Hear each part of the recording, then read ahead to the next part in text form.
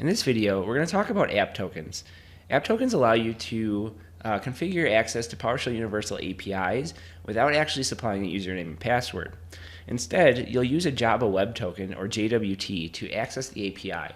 You can configure these JWTs to have expiration dates, and you can revoke them from the admin console so they're no longer accessible, even if they've been distributed. They also have configurable identities and roles, so you can kind of provide access to different parts of the PowerShell Universal system. To actually provide an app token, what you can do is go to Security Tokens, and you'll see this App Tokens page. From here, you can click Add New App Token. If you're an administrator, you actually have the ability to specify any identity that's defined, roles for that identity, an expiration, and a description.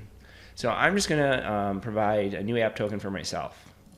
So you can see I have an admin identity, the role is administrator. I'll set the expiration date of this app token to 60 days, and I'll say this is my 60-day token. And I can say OK. So now I have an app token created, and if I were actually to hit this copy button, what you're going to see that is going to be like a big string of characters. So what's cool about this is you actually can go to a website like jwt.io, and if you paste that in here, you're going to see a lot of information about this particular app token. You can see that the user identity name is admin, the hash of this app token is here, and then the role is administrator. So JWTs are parsable by a common system, but pretty much what we do from a PowerShell Universal standpoint is we get that app token from the user, and then we validate it against what's stored in the database. So as an example of that, what I can do is if I come back to my PowerShell console here, and I do invoke REST method, and I'm going to call localhost 5000 API v1 scripts. So that is going to return all the scripts to me. It might be script. We'll see. And then we want to specify the app token in the headers. So I'm going to say authorization, which is the header I'm using, and the value for the authorization header should be bearer with a space, and then your app token. So I'll zoom that in a little bit. And now if I execute this, you can see it returns the script from PowerShell Universal. So pretty much what happened here is it took this as the authorization or authentication token and used it as the admin with the administrator role. You can also use app tokens for your own APIs.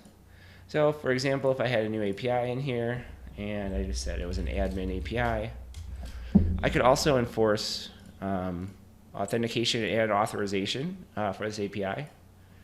And much like I did with this script API, I could do that with my admin API now, admin API. And it didn't return anything because I didn't set up anything in my API. But if I actually got rid of my headers here, you can see that it returned a 401 unauthorized. So the other place that you can actually use your app tokens are in the API documentation. So if you actually click that inside this app tokens page, we have the API documentation for PowerShell Universal. This will include both your APIs as well as the management APIs. And to be able to access this, you actually have to supply an app token.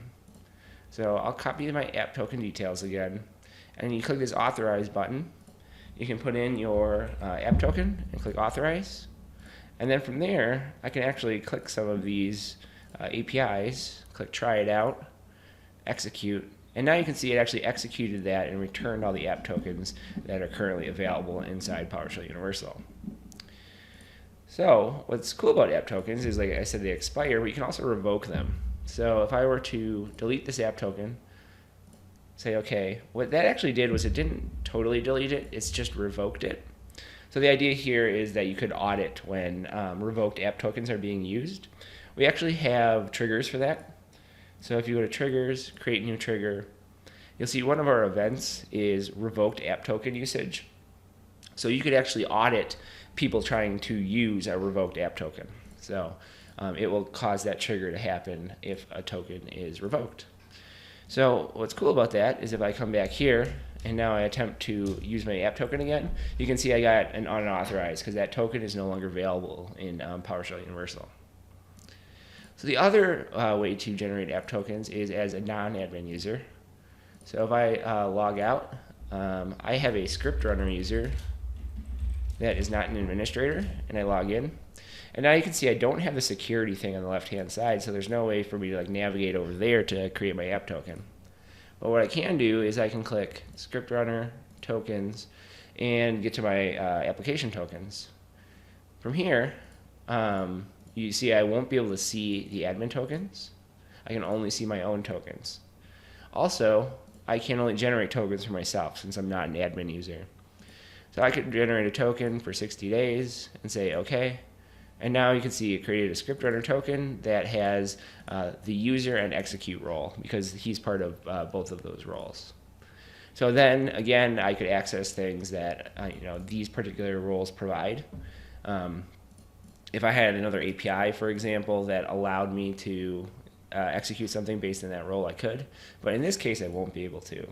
So if I actually go to my tokens, copy this token, and then attempt to use that token to access my admin API, you can see I get a 403 forbidden.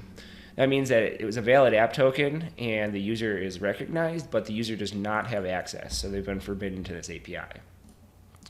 So the user can revoke their own app token, but do note that administrators can also revoke users' app tokens. So if I actually come into security tokens, you can see I see the script runner token because I'm an administrator now. So if I wanted to revoke that token, I could. So some common uses for app tokens are for like automated deployments or other services. So you could come into your security identities.